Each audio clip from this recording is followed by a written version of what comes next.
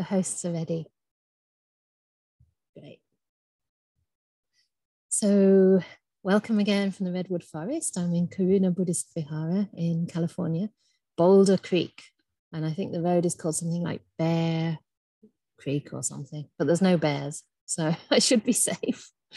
And today is a response to some of your requests at the last session at the Sutta class. A couple of you asked about the danger in the 5 sense doors and also guarding the senses. And this is a really wonderful, huge, meaty topic, actually, that is rarely drawn out in much depth, I think, in most teachings, because we tend to place a great emphasis on virtue of body and speech, largely. And also we tend to place a lot of emphasis on mindfulness and meditation practice. But the sense restraint is something that kind of links up the two. And it is both an aspect of virtue. It's more about the mental aspect, how we use our mind in skillful or unskillful ways to increase our own happiness and virtue inwardly, beneficial states, or we use our minds in ways that are less skillful and create a lot of suffering for ourselves. So we'll be looking at that and how we can apply it to our daily life, but also how that's a really incredible preparation and foundation for practice. And even on the cushion, much of what we're doing is actually sense restraint. I actually like the word guarding the senses more than restraining them. And I heard a talk by Adrian recently where he actually said that the word vara, samvara, the main word for that's usually translated as sense restraint is indriya, samvara, sila. So it's an aspect of sila, virtue, and samvara means restraint. Indriya means sense doors. And vara actually means like a door. So samvara really means, like, if you think of it as a door, it's kind of like a protection, isn't it? It's kind of like a guard that keeps unwholesome states from coming in and also preserves the wholesome states that we have within ourselves and allows them to multiply. It's more of a guard, a door, a way of governing our mind than a restraint, but it can be seen both ways. So we'll get into that more. I haven't prepared this very much apart from to bring in a few suttas and a few examples. So it may be more of seeing what comes up and responding also to your questions. But we'll begin with a meditation and we'll see if we can use one of the Buddha's similes in our meditation to just give us a sense of seclusion and a sense of turning inward to look for whatever happiness and peace may be there in our minds. So, if you are ready, please gently close your eyes and adjust yourself so that your body is really comfortable and at ease. This is always the first step in meditation.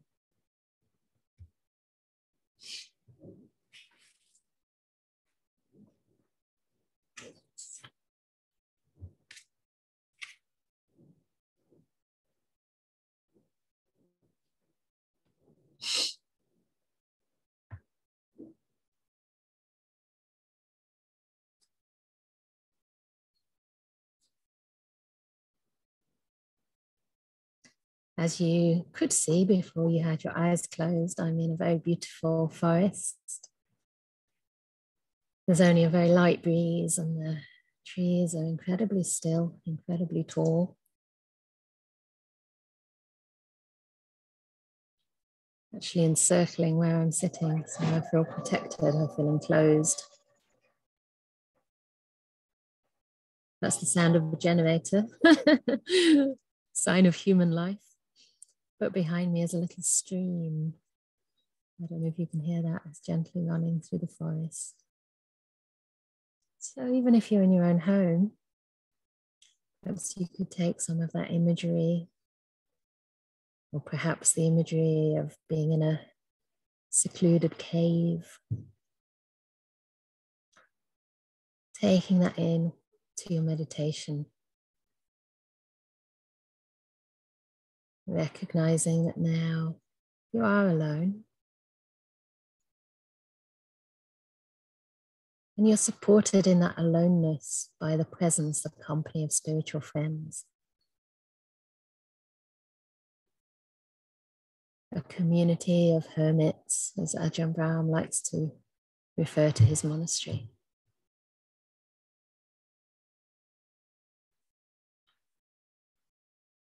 So it's wonderful to have the support of other like-minded people. And that safety that allows us to go deep inside.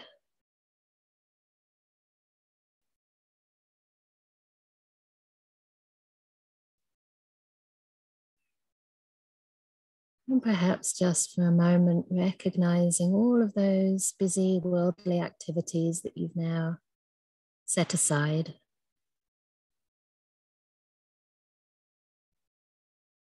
Whether a trust meeting, a work meeting, or a ride home through transport. Maybe even just cooking your lunch, your dinner.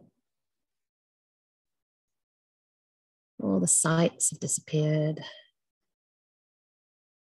The main sound, hopefully for you now, is the sound of my voice.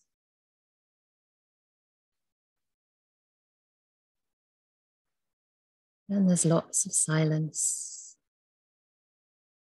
in the spaces between the words.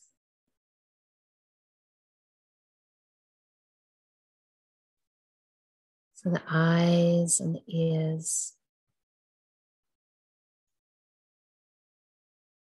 can gently turn inward, turn off.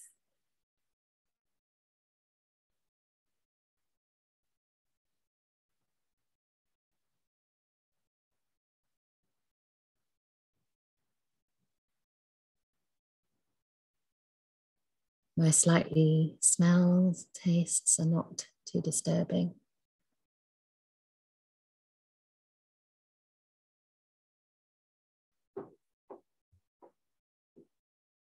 So all the sense doors in the head can cool down. And this helps to bring you more in contact with the physical bodily sensations.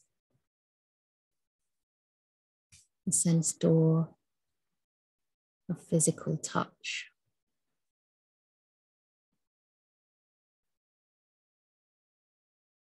Sensing your body sitting, hopefully grounded. The weight supported by your chair or cushion.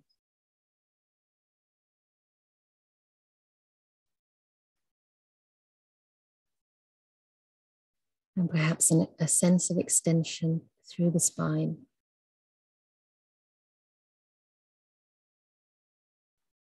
As though your head were gently reaching up to the light, just like the top of these beautiful redwood trees.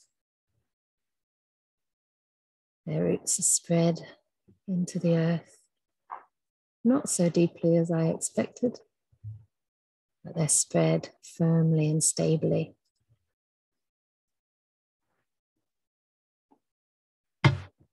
And the head is reaching like the trees and the branches reach towards the sky. So you feel upright yet grounded.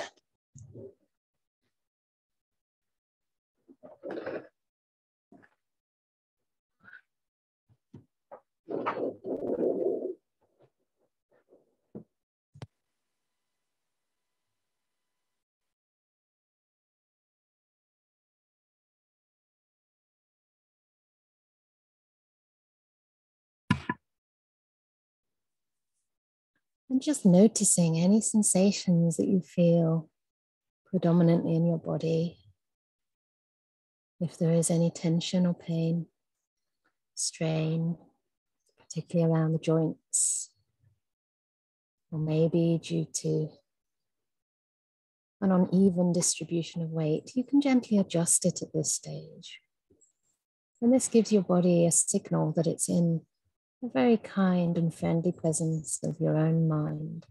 You're not here to push it around or contort it in ways that are really unnatural for you.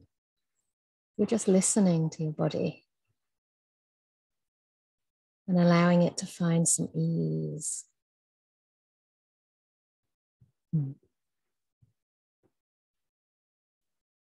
You might wish to roll your shoulders gently back. Whenever I do that, I get these clicks in my shoulders. That just reminds me to release that tension or that strain that may have been caused by sitting at the desk for too long.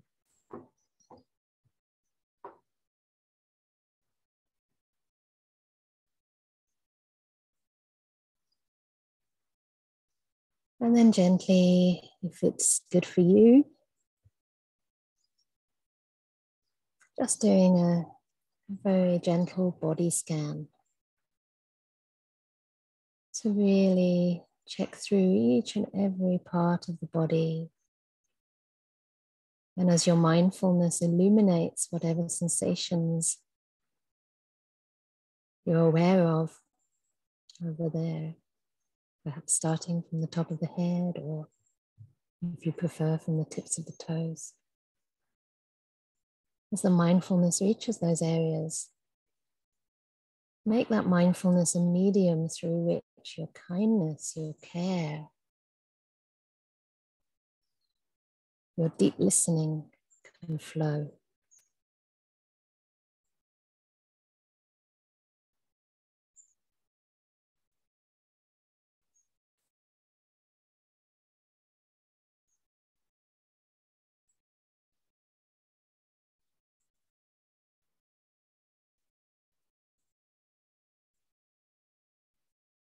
Just staying inside the body, not concerned with any sights, sounds.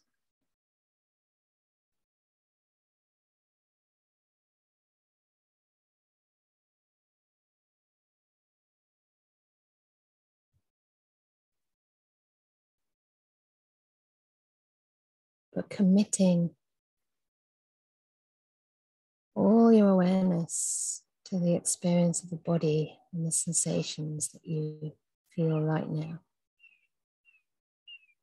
as though they were the most important thing in the world.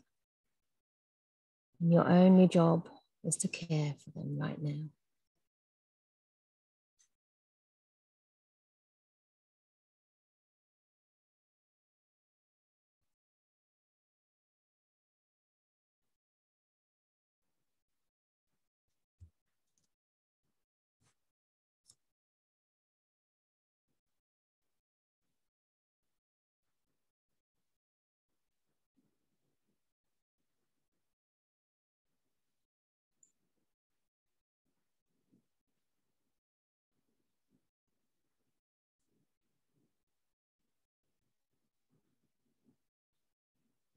And to use a simile from the Buddha to help you remain within yourself, I'd like to just summarize a little story that the Buddha told.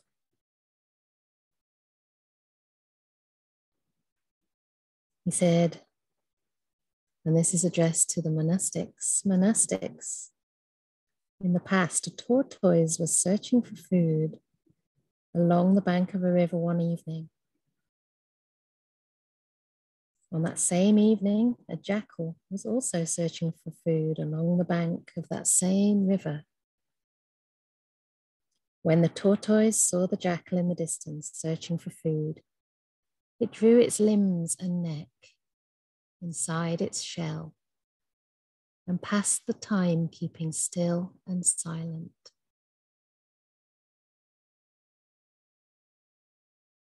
The jackal had also seen the tortoise in the distance searching for food, so he approached and waited close by, thinking, when this tortoise extends one or another of its limbs or its neck, I will grab it right on the spot, pull it out and eat it.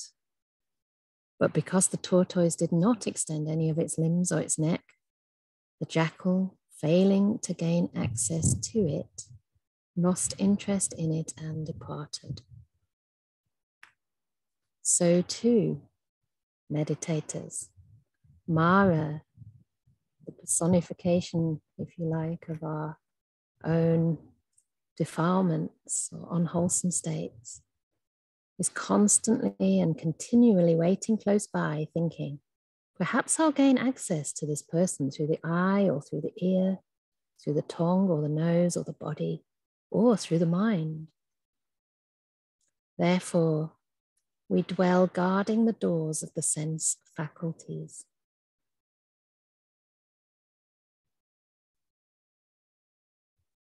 Having seen a form with the eye, we do not grasp at its signs and features, since if we left the eye faculty unguarded, bad, unwholesome states of craving and aversion might invade you.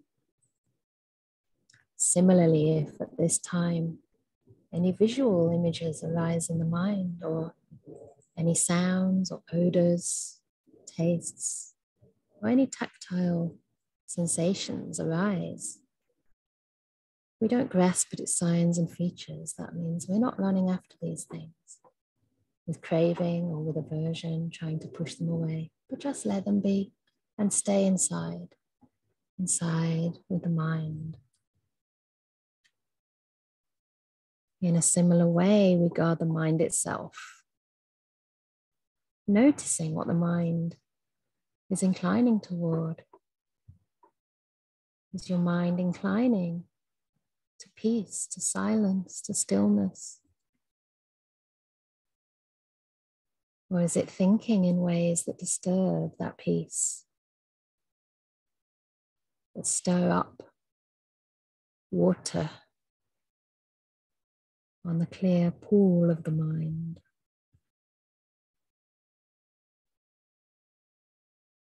So then in this sutta, the Buddha says that when we thus dwell guarding the doors of the sense faculties, Mara, that is any unwholesome qualities, fail to gain access. Mara loses interest in us and departs, just as the jackal departed from the tortoise. So let's see if we can continue to practice staying with the physical feelings in the body, or perhaps the breath, or even just the silence, the peace in the mind. Noticing any time that your mind is pulled outward, accepting it, and just drawing yourself back in, like the tortoise, passing the time, keeping still and silent inside.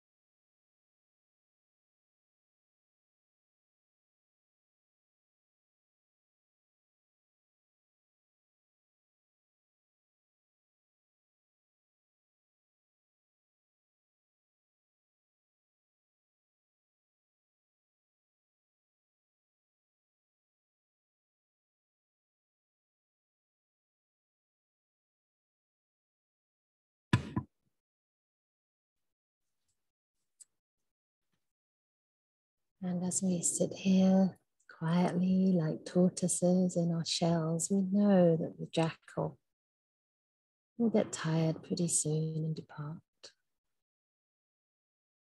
So long as we stay mindful, aware,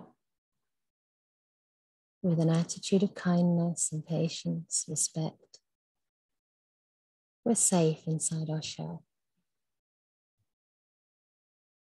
Nothing outside can harm us. Or we may even find the happiness of peace.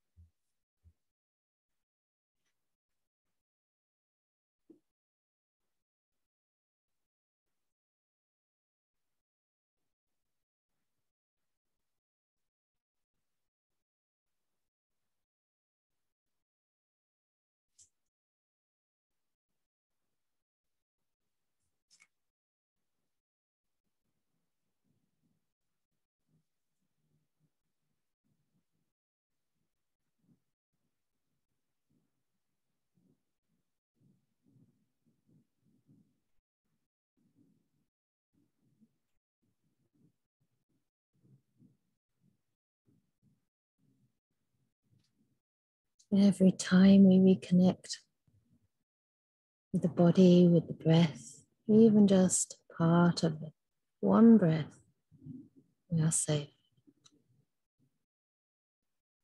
Mara cannot find us.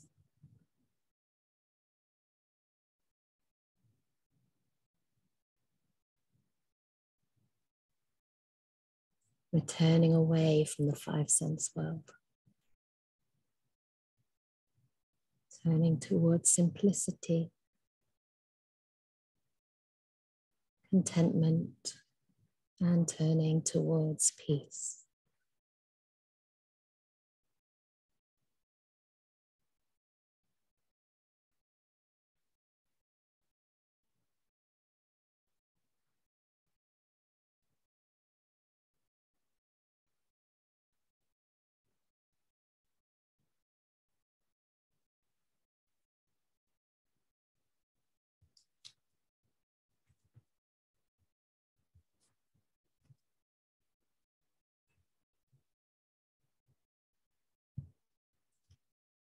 Just enjoying 2 or 3 more breaths, or as many as you wish. You don't have to open your eyes. Just recognizing the peace that you feel right now compared to when you began. Sometimes we look for great results, but they can be just a simple quietening of the mind, a quietening of the senses. And in that quietening, there is happiness. There is a sense of peace.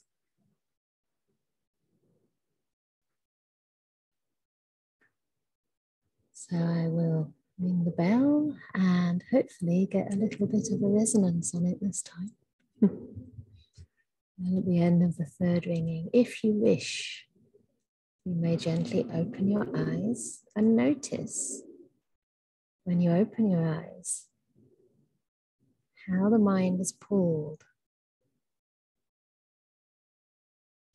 perhaps towards wholesome things, or perhaps that sight, the impressions of the eye, vision, the forms are disturbing to the peace, in which case you're very welcome to close your eyes again.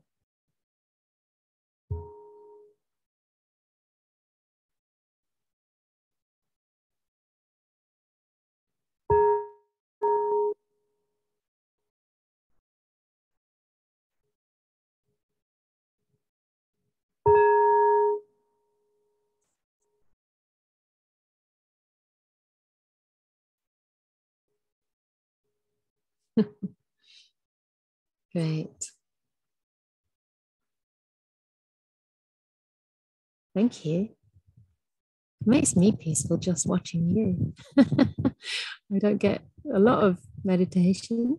I'm sort of in it with you. And sometimes, usually I close my eyes completely, but this time I was reading a little bit from the suttas. So I was peeking at you all, and just seeing people meditate is so calming and inspiring.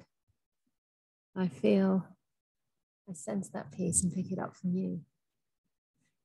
Did the bell resonate at all? We tried to change the sound settings. Yay, yay, someone's thumbs up. Thanks, Reed. I also realized that in my chanting, when I make Sabbe Sata, normally it's Sabbe Sata for you guys. So we finally, after 2 years or more, found the settings. And this is the reason we need fellow bhikkhunis. I'm here with other spiritual friends who are helping me with these things. Anyway, I hope you enjoyed that meditation. How was that for you? Any thumbs up or thumbs down in the chat? Yeah, very good. So as I said, today's talk is about seeing the danger in the 5 senses. We might have to extend it to the 6th, ultimately. But for now, the 5. And also the practice of sense restraint or guarding the senses, which is all, of course, a part of that. Because if there is a danger in these senses, then we want to be sure that we're using our senses wisely. We have these 6 senses, and I will define them in a while. But as long as we're human beings and we're alive, then this is part and parcel of having a body, having a human life. So it's not that we can avoid these things or that we should be, but the Buddhist practice helps us to see that, that happiness doesn't lie in stimulating those senses. It doesn't lie in the sense pleasure outside ourselves. And yet this is the way the world is mostly moving. It's moving toward that gratification through the senses because we don't know really anything else. And the Buddha here is coming along and saying there is another way. And in fact, the input, the sense impressions can be an agitation to peace. They can be an agitation to the happiness inside. And that there is a happiness that is more sublime than the happiness of sensual pleasure. Or, of course, obviously, the unpleasant contact at the sense doors. So as long as we have these sense doors, there is bound to be contact. And this is where the issue begins, right? So the sense doors, in short, as the Buddha describes them, are the eye, Yeah, and we have the eye, but the eye on its by itself doesn't see. It's only when the eye comes into contact with sights, with visual forms, and that contact creates the eye consciousness, in the sense that eye consciousness turns on, that we see and that we recognize a person or a microphone or a bell. So it's only at that point of contact that we have an experience through the eye sense door, including eye consciousness. And from there, in the Paticca the Buddha says that from contact, there's Vedana, there's feeling that arises.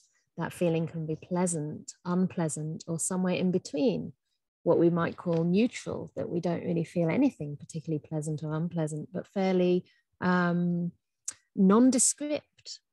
And often, you know, I'm sure for yourselves, you prefer to have pleasant eye contact than unpleasant eye contact. So we prefer to be in a forest where we're looking at Buddha statues and beautiful trees than we do to perhaps be in a city or looking maybe at a dirty toilet bowl. Or I remember the first dirty toilet bowl I saw outside of England was in Egypt, and it was literally crawling with maggots. And that was the only place to do my business. So I had to go into this little shack with this filthy kind of squat toilet, and I was like, it's moving, what's moving here? And I realized it was just like a whole layer of maggots. The eye doesn't like this, and of course the smell was there as well. So but that's not the only danger. The only danger isn't in the unpleasant sights or the unpleasant sounds, smells, tastes, or touches. It's also in that contact itself. Because it has the tendency to be co-joined, let's say, with craving and aversion. Yeah. So in another sutta, the fire sermon, the Buddha says that the eye, the ear, the nose, the body, the tongue, and also the mind, yeah, are burning with the fires. Fires of what? Fires of greed, hate, and delusion. These things are burning with that. And so on the one hand, we could say it's the clinging to these sense doors that are the problem, but the Buddha goes deeper than that and actually says that it's these senses in and of themselves that are suffering, because wherever there's contact, there is going to be feeling, and that feeling leads to craving, clinging, and becoming. Yeah, and then that leads to the whole mass of suffering, increasing and increasing. And this might be a little bit of a difficult message to hear because we are in this world. And yet this isn't really the point. The point of this message is that there's a happiness far more sublime and beautiful and stable and secure than the happiness that's available through the senses. And that happiness begins with the path, with sila, with the practice of virtue by body and speech. You could say that the practice of sense restraint is the practice of mental virtue. It's the practice of learning how to use our mind in wholesome ways so that we don't only speak in a kind manner, but that speech is motivated by genuine care, genuine metta. So the motivation of the mind is very pure. So in a sense, we can't even have strong sila without practicing some degree of sense restraint, you know, because the mind will be drawn to things that cause it trouble. You know, for example, you might see two people having an argument and maybe fighting each other, or maybe you've read the news. And because of that, we get very upset and distressed, or maybe anger also arises in us. And so because of this, you know, our minds kind of increase in aversion, right? If we don't know how to meet that aversion at the root, and then we act in ways that are unskillful and reinforce that unwholesome root. So, but if we know, if we can see the way the mind is moving, the way the mind is starting to get tense or stressed or agitated, then if we're able to stay at that level of the sense contact before we break out into unwholesome speech, we can restrain, we can protect our sila, we can protect our virtue. So in a way, the two things go hand in hand. Yeah. And again, just to say that the Buddha never denied that there's gratification to be found in sense experience. So again and again in the suttas, he talks about the gratification, the danger, and the escape. Yeah. And of course, the gratification is why we're here in the human form, because we're still hungry for that sense contact. We're still hungry for beautiful sights and sounds, beautiful or pleasant physical touch or physical experience. You know, we like to be hugged. We don't like to be pushed around. You know, we're looking for pleasant experiences mentally as well. We want the peace. We don't want the craving. We don't want the wandering thoughts. And so because of this, we're kind of stuck in samsara. You know, we're always fighting with the situation instead of learning to understand it as it is. And the Buddha said, if beings were not enamored with sense contact, then we wouldn't experience the clinging and the craving towards these experiences, right? So we are enamored with it. And so there is some gratification there, but that gratification is so short-lived. Have you ever been able to look at a beautiful sight all day long for 24 hours without getting bored? Even the most beautiful forest, you know, sometimes you can think, I could live here forever. But after a while, it becomes normal again. Yeah. Sometimes I show people photos of England and the English countryside, thinking, yeah, I don't know, it's just normal to me. And they go, wow, it's so pretty. But for me, it's just a field. When I was staying with Diana in Massachusetts, we did that. And she was saying, I've got this book on England and it's really lovely. It shows all the cities. I was like, yeah, it's quite nice on a sunny day. But when I look out in the countryside, I see, yeah, fields and sheep and, you know, the same old thing. But to somebody from here, that's really pretty. That's beautiful. So it's not a permanent source of pleasure. And then the Buddha says there is also a danger.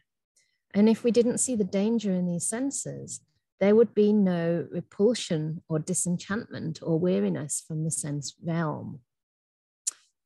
So this is interesting because many of us might think, yeah, but I don't want to feel weary and disenchanted with the sense realm. But that disenchantment, the word nibbida, which literally means being repelled from that realm, is a really important part of the path. And it's a pivotal part of the path. It's that force in the mind that kind of moves the mind away from suffering, away from the world of the senses, and inward towards the path of peace. So it's not that we're repelled from the sense world with aversion, but more with wisdom. And this comes as a result of seeing things as they really are, yeah? Which of course is a result of deep meditation. So it's a gradual training, it's a gradual refinement of happiness. And after a while, we just get tired of playing around in that realm. It's like a child getting tired of playing with the same toys. You know, it's not that the child's angry with the toys or kind of looks down on them or judges them in any way, but you've had enough of those. And now you want something a little bit more satisfying, a little bit more meaningful and more productive of lasting joy, the kind of joy and peace that's stable and that's reliable, which these senses can never really give us. So if there was no danger, we wouldn't be able to experience this sense of disenchantment. And he further says that if there was no escape, there is also an escape. If there was no escape, beings would not find that escape. And what is that escape from the five senses and the six senses ultimately? That escape is nibbana. It is this unconditioned happiness that is lasting and stable and beyond this five sense and six sense realm. There's another really nice sutta called The End of the World. And I've got a lot of suttas I wanted to bring in today. But this one's worth mentioning because I looked in the footnotes to it. It's in the Samyutta Nikaya. And anyway, if anybody's a sutta junkie, you can look at page 1413 in the footnote. And Bhikkhu Bodhi there, he says that the six sense bases are, in a sense, the world. Because the six sense bases are the way we experience life. You know, if there's no eye, ear, sight, sound, no nose and smells, no tongue and taste, no body and touch and no mind, then there is no world for us, right? So the Buddha said that we have to walk to the end of the world. We have to get to the end of the world. And there are six sense bases of the world. They're part of the world, but they're also the media, Bhikkhu Bodhi says, for the manifestation of that world. You know, unless the eye meets a form and consciousness arises, then we don't see anything. And so he said that making an end of the world is really making an ending of suffering. And that is nibbana. and that Nibbana, among other things, is actually known as the cessation of the 6 sense bases. Yeah, it's also the cessation of the 5 khandas: body, feeling, perception, mental volition, and consciousness. Yeah, I've missed one out, have I? Consciousness, perception, mental volition, feeling, that's 5. So that is what the Buddha means by making an end of the world. And Nibbana can be called the cessation of those 6 sense bases or 6 sense doors. So on the one hand, this sense restraint is leading us all the way to Nirvana. And on the other, I was reading various suttas and I found a really lovely one here. And this talks more about the danger of not having that sense restraint. And the danger here is that we are not able to experience samadhi without sense restraint. Yeah. So not only does it block us from Nibbana, it blocks us from all the other steps, of course, leading up to that. And I love this one because it talks about the sequence of meditation. So this one is called Dwelling Negligently, and it's the Samyutta Nikaya Salayatana Samyutta. That's number 35, number 97. Okay, so for anyone who wants to look, Samyutta Nikaya 35, number 97. So here the Buddha says why, again, this sense restraint is so important and the dangers of not having proper sense restraint. So he says, monastics, I will tell one who dwells negligently and about how one dwells diligently. Listen to that. And how does one dwell negligently? If one dwells without restraint over the eye faculty, the mind is soiled, which means it is kind of tainted by kilesas. Yeah, impurities can come in like greed and aversion, irritation, agitation, etc., clinging. And it is soiled among forms cognizable by the eye. If the mind is soiled, there is no gladness. There is no pamoja. When there is no gladness, there is no rapture, piti. When there is no rapture, there is no tranquility, passaddhi. When there is no tranquility, one dwells in suffering. So normally in this sequence, it's the sequence towards samadhi states. We start off with the gladness and the rapture, the tranquility, and from tranquility, we get happiness, sukha. But here one dwells in dukkha, dukkha viharati, instead of sukha viharati, dwelling in happiness. So the sequence goes wrong. It doesn't even take off, right? And one dwells in suffering. Then further, he says that the mind of one who suffers does not become still. In other words, samadhi doesn't happen. And again, many of you here have known my teachings, the Buddha's teachings, for a long time. And happiness is the proximate cause for stillness, not suffering. So when the mind suffers, one does not become concentrated, one does not become stilled, one is not able to enter deep samadhi of jhana. When the mind is not stilled or concentrated, phenomena do not become manifest. So I had to look in the footnotes for that, because what does it mean phenomena do not become manifest? And it could mean any kind of phenomena that could lead to wisdom, you know, basically anything that we can see through the lens of anicca, dukkha, and anatta. In other words, impermanence, suffering, and non-self. We've got to be able to see all phenomena, all of reality as suffering, impermanent, and non-self. And those phenomena do not become manifest. And then in the footnotes, Bhikkhu Bodhi said that this could mean in this context that the internal and external sense bases do not appear as impermanent, suffering, and non-self, right?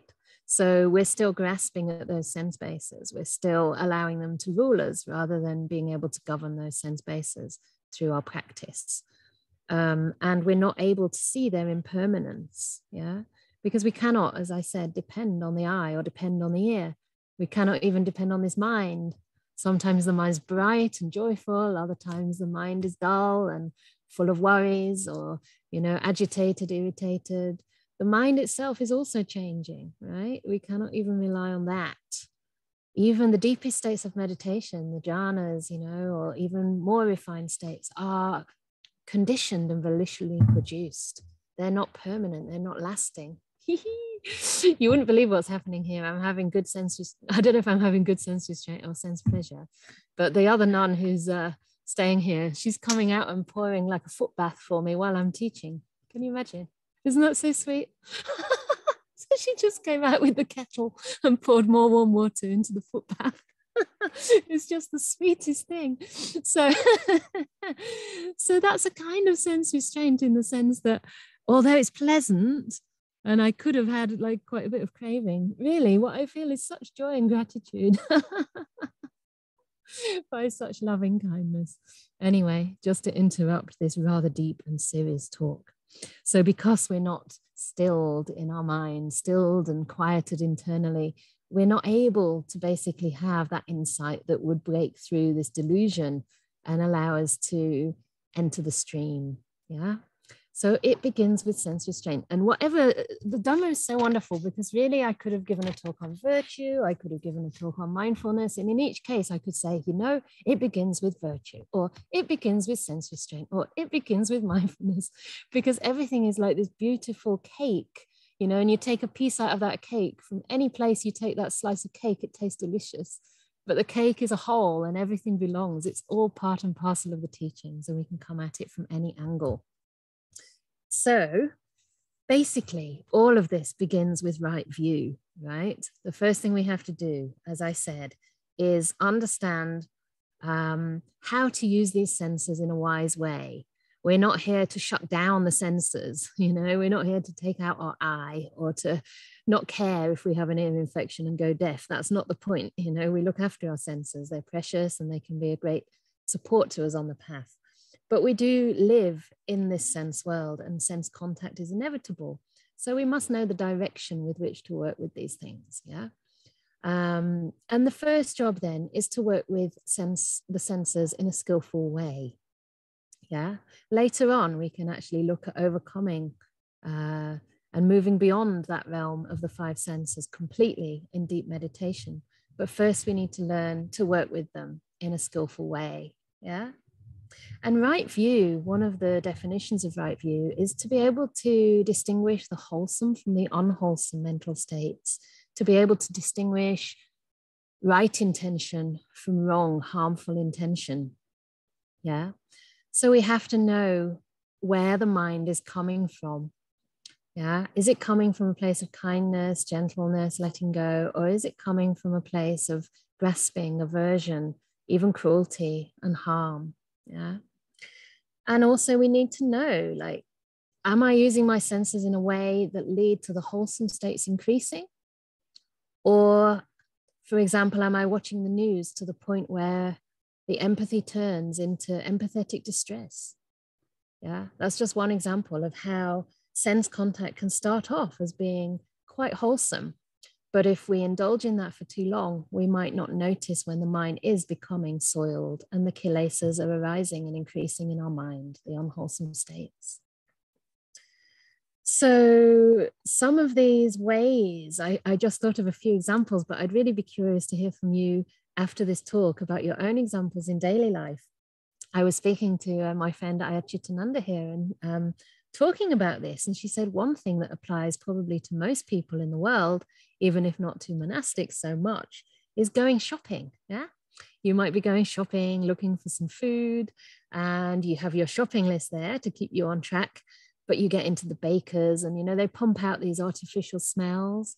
Have you come across that? Like as if some muffin or something is baking there and then. Of course, it's just chemicals mostly. And you think, oh, you know, and you get enticed, you get allured by that smell. And then you buy these cakes and realize when you get home that actually I have a gluten allergy, but never mind, you know, it's too delicious to avoid. And then you eat not one, but two and three, and eventually feel quite sick, right? How many times has this happened? Maybe you don't have any allergies, but you know, we tend to overindulge sometimes if that craving, that clinging is stimulated in our mind. So this is a whole combination of the eye sense door, the nose sense door, And of course, all the adverts that you see, you know, the billboards saying, buy me, buy me, buy me, you need me. And if you buy me, you'll be happy forevermore. Have you ever been sucked in by that?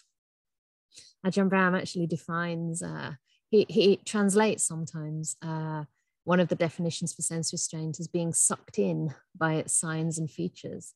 So in the text, it says, grasping at the signs and features of a particular sense impression. So for example, if you see a beautiful person, you look at their hair or you look at their sparkly eyes, you know, and you're kind of grasping at those particular things that actually increase lust, right? So we shouldn't do that. We should look at the whole of the person. We should also recognize that this is just a human being with a body, and that body, if you don't wash it, quickly becomes quite smelly, quite dirty, and no different from mine, right? Underneath the skin, which might look glossy and smooth, there's just blood and flesh and all kinds of liquids and waste products in there. So, you know, we might not have to look at a person in that way, but at least we can see them as a human being. I mean, one of my practices, and it's not really a very intentional practice because I don't really have struggles with lust, but certainly in monastic life, for some people, that is an issue. And I really enjoy sort of being a shaven-headed renunciate and just having all these other monastic friends who pretty much look the same, you know, and seeing the monks as my brothers, just seeing them as spiritual friends on the path, you know, seeing the nuns as my sisters. They're not people I need to compare myself to or compete with. They're people who I can lend support to and who can also lend me their beautiful mutual support. So it's a really beautiful way of kind of equalizing beings, you know, just kind of relating to each other as spiritual companions rather than objects for our pleasure or entertainment in the way that we do in the world at large, in the way many people do, right? So anyway, not getting sucked into those things. And another thing that struck me, you know, just even from the Sutta class on Friday was that, you know, there are horrific things happening in the world. And again, it's maybe not right always to turn away from that. You know, it's good to be informed. I think it's good to know and to understand, you know, the kind of things that can lead to that. I mean, for me, immediately it's a check as to whether, you know, I still have the roots of hate and delusion and greed, that I could be capable in such circumstances of also perpetrating harm, you know, on another. Perhaps it's still within me, and I'm sure it is, you know, unless I'm an anagami, then I have these roots of greed, hate, and delusion inside. And so it can be good to watch these things and to understand what's happening, perhaps to be able to give some aid or raise awareness or even support refugees if they allow them in. You know, vote for the political parties that will have compassionate policies towards refugees, for example. You know, vote for systems of social welfare with social conscience, protecting the weaker members of society. These are all things that we can do as good Buddhists. And of course, there may be people who vote differently, you know, with very good intentions as well. I'm not saying that all Buddhists should be on the left, although I'd kind of like to, I have to admit. But anyway, but I know that's not the case, right? And we can also cling to our views. So the main thing is our intentions. Where are we coming from? You know, why are we making the decisions we make? And are they really for the good of the whole? And, you know, I know for myself, if I watch these kind of things on the news and just hear about it day in, day out, it creates distress. It creates suffering that is not really that helpful to myself or to anyone else. And if we do find ourselves burning out with that empathetic distress, we're not actually in much of a position to take clear action. We're not really clear enough mentally, you know. The Buddha said that the hindrances are those things that cloud the mind, that obscure the mind, that obstruct wisdom. So when we're not able to make proper decisions, we're not as effective in helping. And so it's really important to just acknowledge that, yes, it's sad, it's very sad. And, you know, there will be maybe anger and despair arising, but at that moment, do you want to stay in that realm of indulging the senses? And it is a kind of indulgence, right, with the bad news. Or is it time to just step back, go inside, and look at what's arising with a heart of compassion and kindness, using that self-compassion to respond to the distress within ourselves. This is so important, and this can really give us much more strength. And if we're able to have that compassion towards ourselves, then we can gradually extend that compassion towards those who are suffering, and really practice trying to look toward and to act toward the end of their suffering, so that compassion isn't only a sentiment that we have on our seat, but it actually translates into action, action for the good of all and for the end of suffering of all beings everywhere. Yeah. That way, the compassion doesn't turn into distress and sadness. I also wanted to bring in the example of Facebook, because that is one of my kind of weaknesses sometimes, and not so much now because I'm kind of really connected with real life people. But during the pandemic, it was sometimes a danger because I didn't have anyone around. And I'd noticed that I'd go onto Facebook purely to spread the Dhamma, purely to kind of put on a post about, the events that are upcoming, or a few words of inspiration, even just some pictures that might bring a bit of sunshine into a person's life, But then what happens, even to me, and I've been meditating a long time, and I'm sure many of you as well, so it happens to you too, I'm sure. Maybe not, is that there's a kind of dopamine hit, right? And it's a really strange thing because it doesn't feel very pleasant, but there's this kind of apparently dopamine that starts getting generated in the brain. And we start scrolling through these feeds, looking for the next post that's going to kind of bring some kind of funky Dhamma teaching into our lives, or kind of maybe capture our imagination with a beautiful photo or whatever it is. Do you notice yourself doing that? You're stuck on that thing, you're kind of hooked, and then you're not really enjoying it anymore, but you think, okay, but if I keep going, I'll find something worth reading, right? And before you know it, a whole hour has passed you by. And this is, again, is a case of sense restraint. Yeah, we're not guarding the senses. We're not seeing, it is literally addictive, correct? We're not seeing where that good motivation turns into wasting time and turns into something that actually drains our energy, so that then if you go to meditate, you find you're already too tired. You could have spent that hour sitting on the cushion, listening to a good Dhamma talk and meditating, actually emptying the mind. And lastly, I'd just like to bring up the disliked person, because we all have one of those or more in our lives. Do we? Is anyone here without any kind of animosity to anyone at all? Anyone? No? I used to be. I have to say, there was a long period of years and years in my life that there was no one in my life. Maybe it was a very selective life, that I had any animosity or any kind of unfinished business with at all. And it was so wonderful. And now that I'm in this role, sometimes it's challenging, sometimes people project stuff onto you or speak to you in ways that feel a little bit sharp or disrespectful. And, I'm meeting thousands of people, at least, online, less so in person at the moment. And, sometimes it's difficult. And I think, gosh, I wouldn't choose to be around this in my ordinary life. But this is the way it is, right? And we can find some irritation, some agitation arising. And at that time, the Buddha gave some very clear instructions about how to focus on the good part of that person, how to focus on their qualities and strengths, not to deny the parts which may be less than admirable to you, maybe to others. Those faults that you see are actually qualities and strengths. So it's not to deny that, but it's to protect your own mind. Yeah. Because as long as we're not actually enlightened and free from hindrances at the very least, we're not actually seeing things as they really are in their entirety, in their fullness. We're not really having an objective perception about anything or anyone. And so it's a skillful means for our own mental well-being and for the protection of ourselves and for that other to focus on the good. And we can do that for ourselves as well. We don't have to always talk and bring up our weaknesses to ourselves and to others. How many wonderful strengths do each of us have? How many beautiful qualities maybe you don't have in the quantity or proportion you'd like, but you're developing in your heart right now.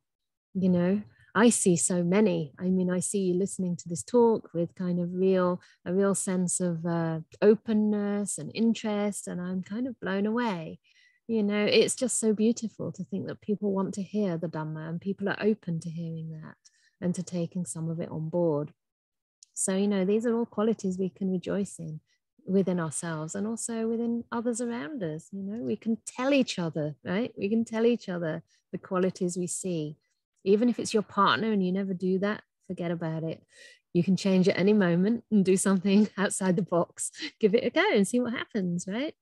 And the Buddha says that one way to overcome anger is to think thoughts of loving kindness, not only in public, not only speak words of loving kindness to that person's face, but also to think thoughts of loving kindness in private as well. So that while you're alone, you know, maybe you're just washing up and you might think, you know what, that person yesterday, they were a bit rough with me on the phone. Yeah, but you know, perhaps that hurt me at that time. But at the same time, that person has this and this quality. Oh, may they be happy, you know, may they be happy, and may those qualities grow. You can have these thoughts in your daily life. You can notice when you're moving into negativity and turn it around. And if you start thinking that way about that person, and then even perhaps taking them to the cushion, figuratively speaking, in your mind, and use them as your object of loving kindness. Yeah, choose them, I should say, not use them.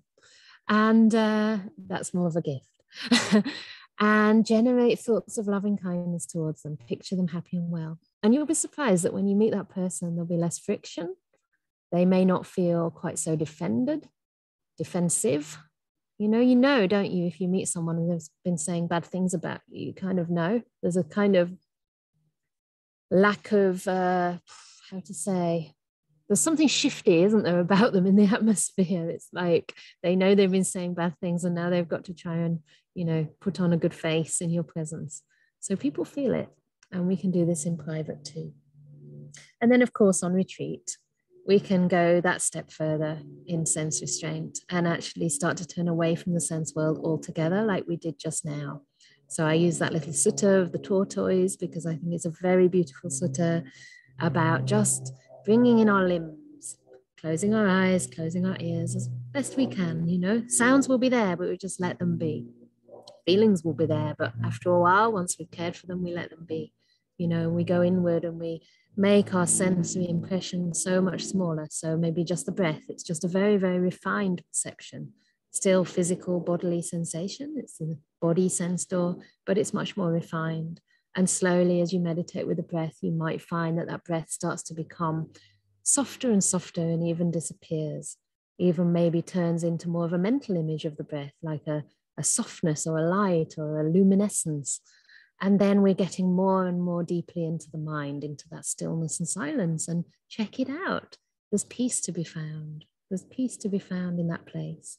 And it's tuning up to that peace, that joy, that happiness of being secluded from the sensual world that really gives us the encouragement to take this path further. It's not a scary path. It's a beautiful path. And it's an encouraging path, you know, and it's step by step. We don't have to push ourselves too far too soon. Yeah, the process is joyful and the process is wonderful. And just to finish lastly, because I just love this sutta, the Buddha basically said, whatever is not yours, abandon it.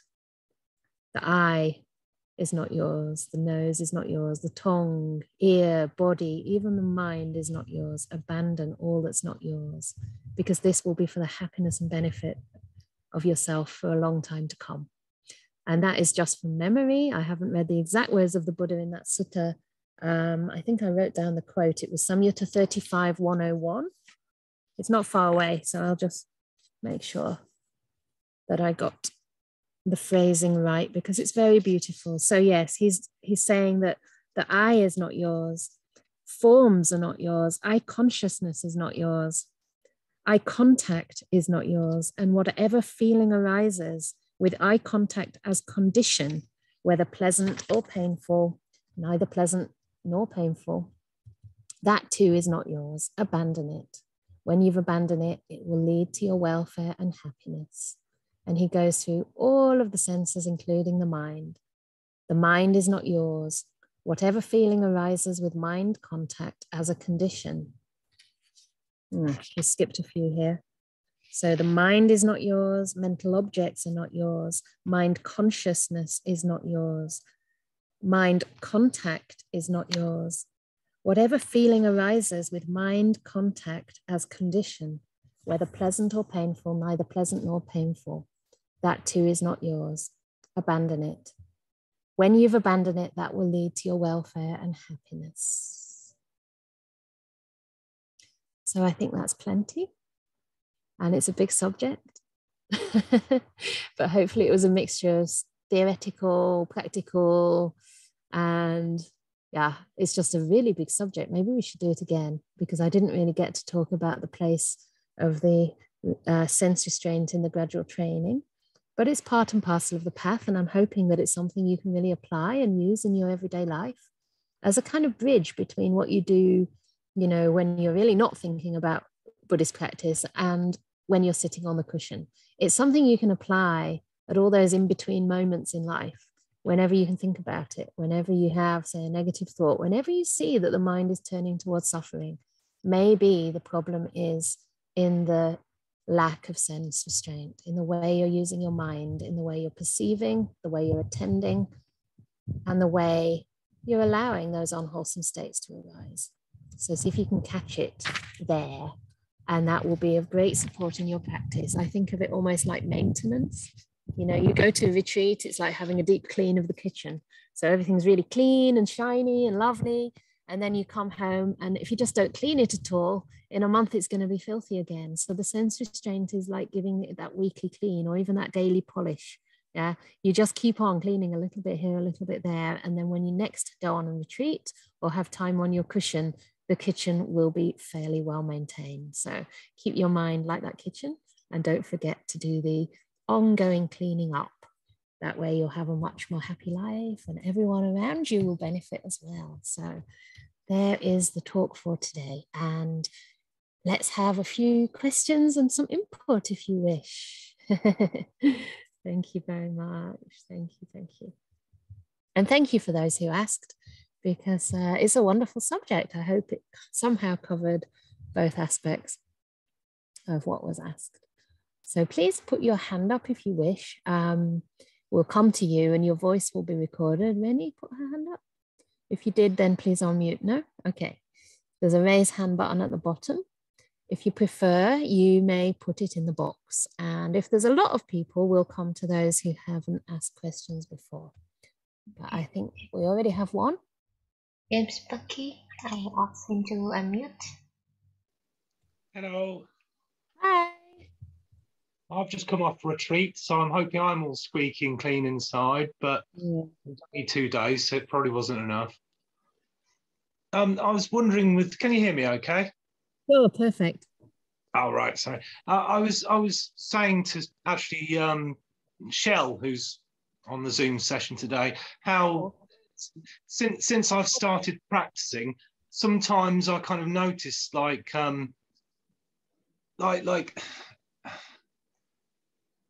it's like things have changed without me really willing them to. So certain things, like say music or stuff that I used to be into, I no longer am, and without, you know, I haven't been like, oh, I better not do that because Buddha would disapprove. It just happens, and I realised this one time, and I found it kind of disconcerting, but not terribly troubling, but just sort of a curiosity. So I have previously perceived sense restraint as something that you have to do really actively, like, oh, don't look over there, don't look over there, don't do this.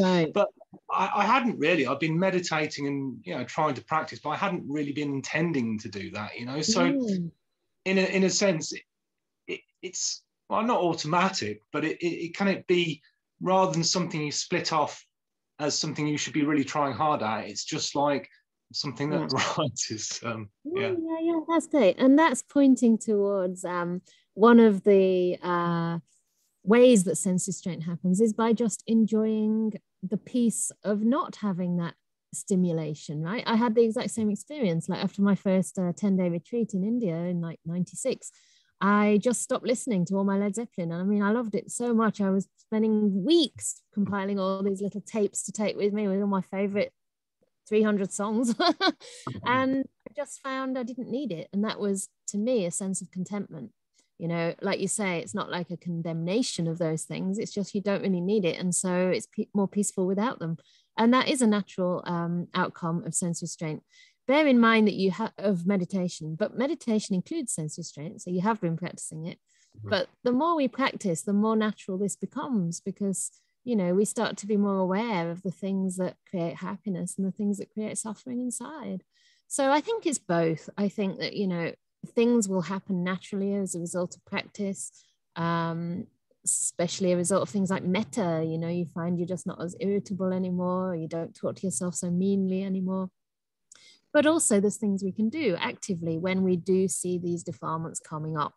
So if you do see that there's a really intense craving, maybe in this case for your music, and you just can't get it, and what are you going to do, you know, then you can decide, right, whether to just feel really miserable about that, or to actually say, oh, never mind, I'll play a Dhamma talk. So that's a kind of sense restraint.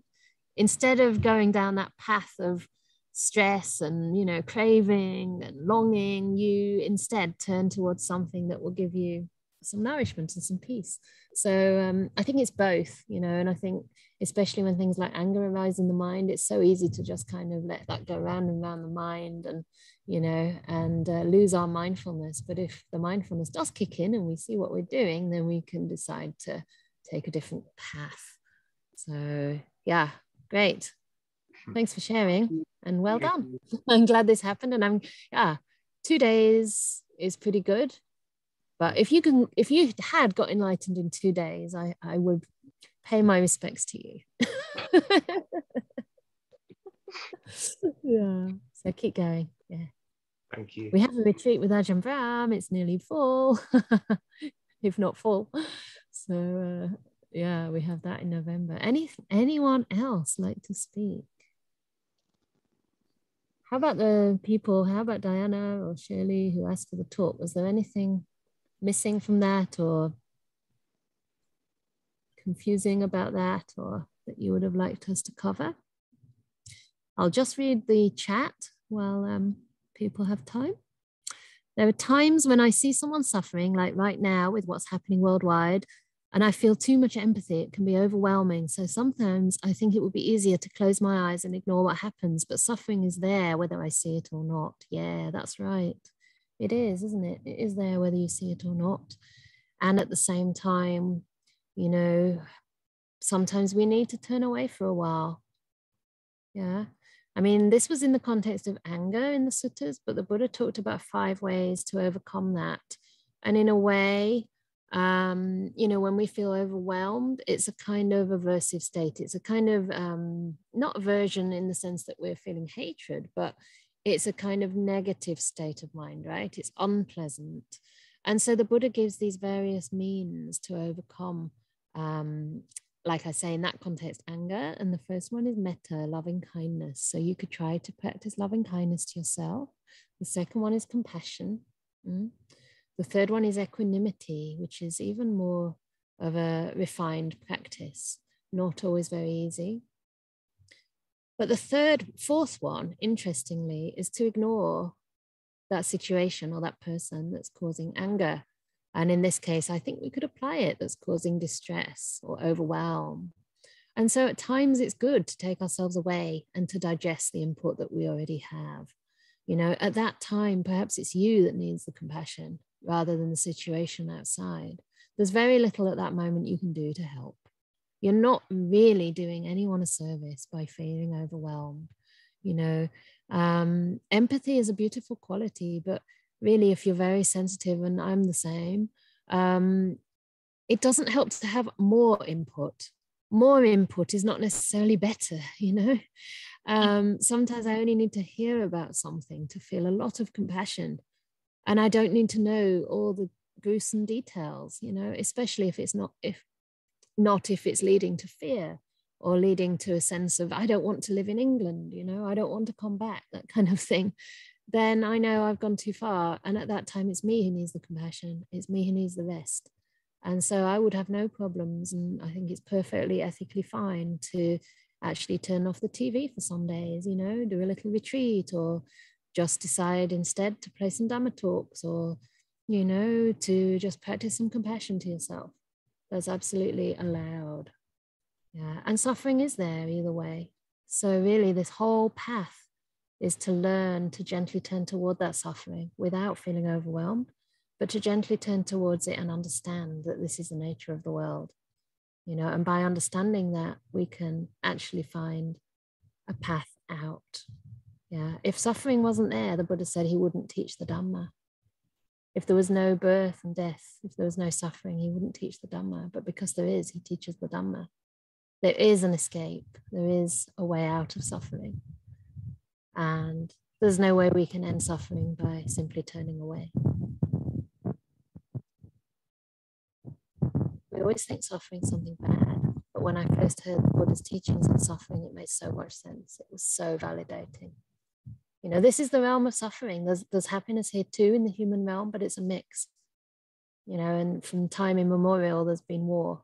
There's been, you know, people attacking each other, people harming each other. I don't know if this can ever end, but we can start to end that war within ourselves and make sure that we are not capable of such atrocities ourselves. Hope that makes sense. Diana? And I want to say something.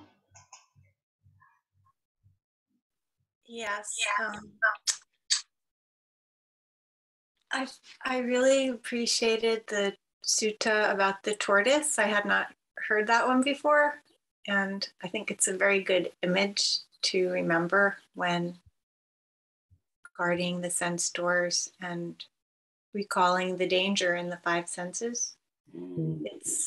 It's easy to know that the negative states are harmful and dangerous, but sometimes pleasant states or experiences through the senses, they don't seem as dangerous, but there's a trap in them too.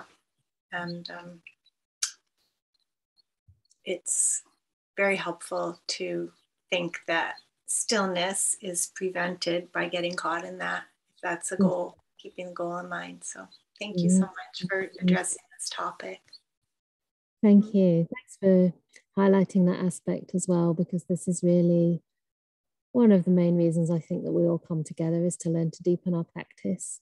And yeah, by not guarding the senses, we're actually denying ourselves those beautiful, blissful experiences in deep samadhi, and ultimately the path all the way through to Nibbana. There was one other little sutta that I forgot to mention, but it was really beautiful, and I want to say it here. I mean, this is very full of information and practical suggestions and suttas and all, but hopefully, you know, we can always turn back to it in the future. But this one is also from the Samyutta Nikaya number 35, and 35 is the Salayatana Sutta. So that's the the Salayatana Nikaya. So it's a whole chapter on the senses, on the sense doors, right? That's the theme. Every single sutta in there, and this is number 239, is about the sense doors. So go for Samyutta Nikaya 35. This is 239.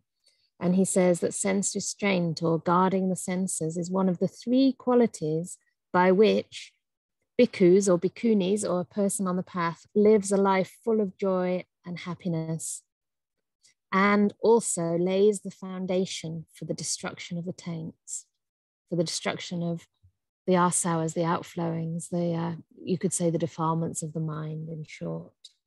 So sense restraint is one of the three qualities by which someone lives full of happiness and joy and lays the foundation for the destruction of the taints. And the other two, which I'm sure you're curious to know, are wakefulness. You could see that as an aspect of sense restraint, not overindulging in sleep, or underindulging, okay? Because that's also not very helpful. You're not very wakeful if you wake up after 2 hours, right? You're kind of feeling rotten. And the third one is moderation in food. Again, doesn't mean not eating enough. It means the right amount of food to keep the body healthy and fit for practicing the spiritual path. So with those three things, that lays a great foundation, and it brings happiness and joy. So even that far on the path, we can be experiencing that pleasure of the mind, that the Buddha called abhyasekara sukha. It's a kind of happiness, the happiness of the unsullied or unblemished happiness. Yeah. And I think that means unblemished by the sense impressions. It's like a happiness that starts bubbling up from inside. So wonderful. Thank you for your lovely comments and your lovely practice and presence. And I would like to spend the last 5 minutes with an announcement, first from one of the co-hosts and then about the next events. If you have 5 more minutes, that would be great. Hi, everyone. It's up to me to say a few words about Dana. It is really wonderful that the teaching of the Dhamma is offered freely in this way, and that we all get the opportunity to listen and learn and apply the teachings to our lives and in our practice. And we can show our gratitude through the giving to support the Sangha. So if you would like to offer Dana, anything that you are able to give would be very much appreciated. It will continue to provide for Venerable Canda's material needs and help her to continue to spread the Dhamma in this way. And of course, it will support the setting up and the development of the first Bhikkhuni monastery in the UK. I have put the link to the website where you can find out how to donate in the chat box, and do also go there to find out more about the project and the new dates and times for upcoming events. Thank you very much. Thank you, thank you. And just to say actually that even today we will receive some potential properties online that we're going to have a look at, and let's see. I think it's hard with the housing market. You have to be super fast, and you have to be super quick and put about 100,000 over the actual asking price to get a chance. So, but anyway, we're still looking, and it might not happen soon, but it's happening. That's the thing. And in the meantime, as an educational charity as well, we're doing a lot of events, and fortunately, I'm going to Perth very soon in a couple of days for a long retreat. Before then, I'm going to be teaching. Actually, after that, when I get there, I'm going to be giving some more sutta classes, but they're going to be on Sunday, because over there I'll be much further ahead. So instead of these talks, not next week, but the following 2 weeks or 3 weeks, there's going to be sutta classes on a Sunday, and they're going to be the morning time for you, about 9:45. I think it's 3 weeks that I'm doing it for. Is it? Yeah. So there'll be 3 more of those, and also metta meditation on the Saturdays. So sutta on Sunday mornings and metta on Saturday, because I want to give you a boost before I'm on my long retreat. So that'll be about 6 sessions. And in my absence, there'll be lots of talks by other bhikkhunis. So I'm really looking forward to that, and just finalizing the schedule now. Additionally, we've just put out registration for Adrian Brown's retreat. And if you're quick on the uptake with the newsletter, you'll probably have already booked a place. You won't have received confirmation yet, unless, I don't know, I don't think you've received it yet, because we're waiting to see how many people apply. We're getting full, we're really, I think there's going to be a wait list of like 100 people. It's crazy. And again, we're doing that on a donation basis. And this is really exciting. There's a registration fee to ensure that you do turn up. And yeah, I think it's wonderful, even though there are significant costs to meet, to make sure no one is left out. And yeah, encourage the beauty and the joy of sharing generously without any expectation, from our side, and also without being asked, it's different. It's a different feeling. It's a different feeling. Hopefully that will bring up gratitude and bring up a little bit more of the practice of generosity and the joy that can bring. So that's the announcements for now. And please do still apply, even if you haven't, because there may still be spaces. We are trying to prioritize members of the community, but we won't be able to accept everybody. It's just impossible because there's so many applications. So we're doing our best to get through some of those as soon as we can. Yeah. So I think that's all. Thank you, Rennie, for putting the chat in the box. In addition to the Sunday sessions, when I'm away, there will be, from now on, actually, 2 silent meditation sessions a week, courtesy of Matthias, on a Tuesday and a Thursday. So that will continue, and it's twice a week now. So Timmy Hendricks. Hey! I'm just seeing the beautiful dog, Diana's dog. I stayed with her for a few days and I love the Timmy Hendrix. That's his name. Isn't it cool? And he's so beautiful and he meditated with us. Hi, Timmy. Timmy. Oh. So I think that's all from me. And I think you must be wanting to get away from this crazy dog lady, myself. And let's unmute you. We'll stop the recording. Bye.